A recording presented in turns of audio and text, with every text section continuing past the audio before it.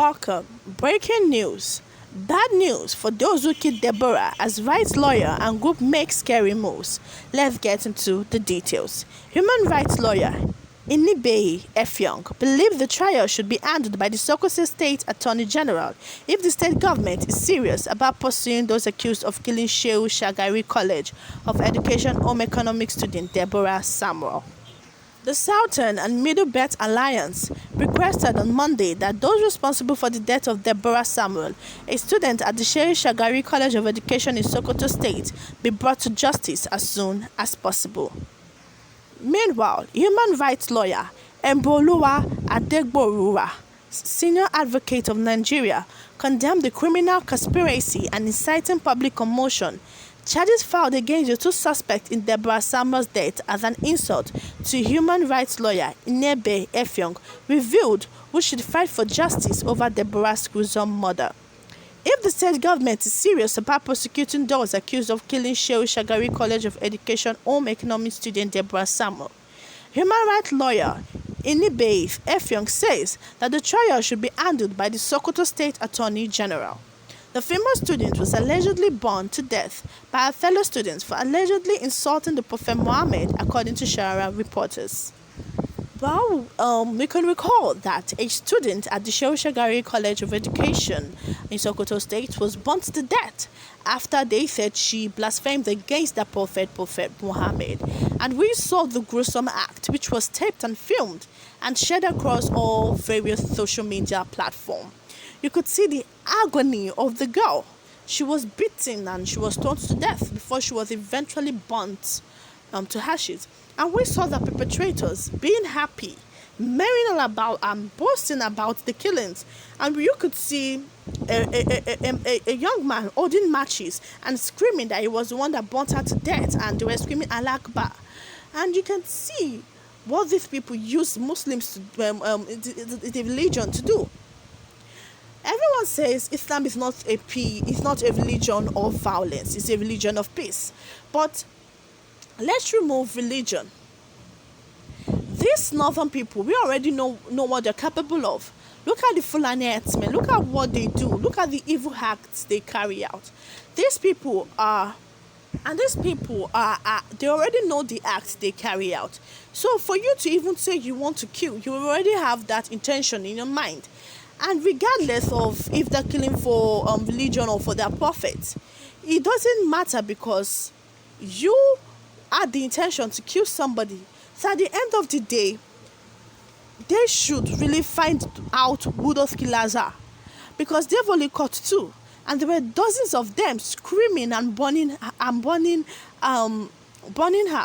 And according to one of her classmates, she said that the last word of Deborah Samuel was, "What do you want to gain with this?" And that was the last word she said before she died. This person is someone's daughter, someone's friend. She was just a young girl who had her dreams ahead of her. Even though she was 25, she still had many more years to see beautiful things. According to her classmates, she was a really smart person. She had potentials, and they just ended it because of a religious remark, calling it blasphemy. And people say that if we can count the number of times that Muslims have insulted Christians, a lot of Christians would have killed Muslims by now, but they haven't done it. And these northern people, apart from the fact that they carry religion on top of their head, they are people who love violence. Not all of them, but most of them are fond of that. And the reason is that I don't understand. It's like this state is turning into an Islamic state. They want to Islamize Nigeria, if we're going to be honest, because I don't see why something like this will happen and nobody is doing anything about it. Everyone is keeping quiet. Even our so-called president is not saying anything, which is really sad to see that this country is not what it used to be. It's not what it used to be. And we could see the violence that happened immediately after they arrested those perpetrators. We could see how everything escalated, how churches were burnt, people were killed, shops were looted. And even now, We could see what is happening, the crisis in the north. What happened in Sokoto recently, just yesterday. How they burnt some Igbo men's shops to ashes. Billions worth billion naira worth of goods were there. Goods worth billions of naira were burnt down. What is happening in this country? We can say that Nigeria is not united in any way.